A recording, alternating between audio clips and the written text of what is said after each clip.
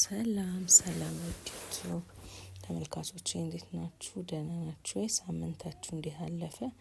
ዛሬ ደግሞ እስኪ ይሄንን የመሰለ ቆንጆ በዘቢብ የተጋገረ የሆሳዕና አምባሻ እንሰራለን እና እስኪ እንግዲህ ለመስራት ስንዘጋጅ እና በክብ ቦል ውስጥ በእናንተ ማኳት በሚመቻችሁ እቃ ውስጥ ይሄ ሲነፋ ከፍ ያለ ስለሆነ እቃው ለዛ ነው በሱ ነው ያደረኩትኝ።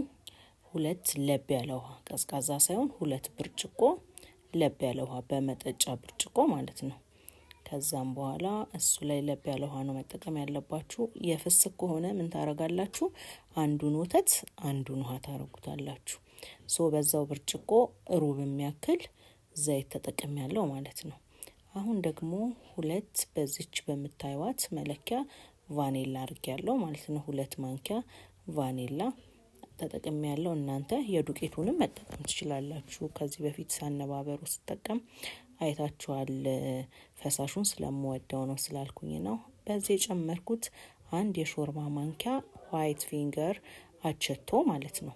እሱን ነው የጨመርኩትኝ እና 2 የሾርባ ማንኪያ ስኳር አቸቶ። በነገራችን ላይ በጣም ነው ኩፍ የሚያደርገው በኬክም ለዛ ነው። እንቁላልም ሽታ ካለው ለምሳሌ ኬክ ሲሰሩ እሱን እንዳይኖረውም ያደርጋል፣ ግን በጣም ኩፍ ያደርጋል። አሁን ለውጡን ታዩታላችሁ። እና ደረቅ እርሾ 2 ኩባያ ነው ያደረኩት። ደረቅ እርሾ 2 የሾርባ ማንኪያ ደረቅ እርሾ ካደረግን በኋላ ባያችሁት ኩባያ 2 እኩል መጠን ዱቄት ነፍቼ አድርጌያለሁ ማለት ነው። ፍርኖ ዱቄት ብቻ ነው ለዛሬ የተጠቀምኩት። እዚህ ጋር ጥቁር የታያችሁ ቫኒላ አንጠባጥቤ ነው።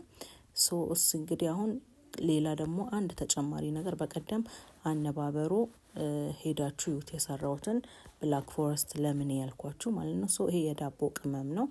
የቅመሙን አይነት እዛ ላይ ጽፌዋለሁኝ ማለት ነው። ስለዚህ በደንብ እናሸዋለን። አምባሻ በደንብ መታሸት ይፈልጋል ታውቃላችሁ። እና በጣም ይቅርታ የረሳሁትኝ ደግሞ ቤኪንግ ፓውደር 1 የሾርባ ማንኪያ አድርጌያለሁኝ። ረስቼው ነው ቪዲዮ ውስጥ አልተጠቃለለም ሶሪና። በደንብ አሸዋለሁኝ። ያው መወፈር አያስፈልገውም የአምባሻ መቅጠን አያስፈልገውም የአምባሻ ስናቦካ ማለት ነው። ለዛ በደንብ አሸዋለሁኝና ያው ቪዲዮ እንዳይረዝም ግን ለእናንተ እያቆራረጥኩ ነው ማሳያችሁ። አሁን ዘይት አድርገን ሽፍና አድርገን ክዳን ከድነን አስቀምጠናል እና እንዴት እንደነፋ እዩት። ይሄ የነፋው ብታምኑም ባታምኑ ደቂቃ ይዤ ነበር። በ22 ደቂቃ ነው እንደነፋው ብታምኑም ባታምኑ።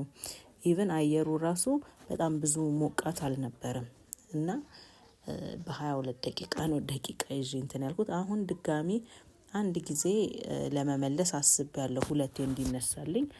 አንድ ጊዜ እስኪ በቦክስ እንበለውና በቃ እንመልሰው። አሁን የሁለተኛውን እዩት። የሁለተኛው ደግሞ ጭራሽ በጣም ነው የተነሳው ማለት ነው።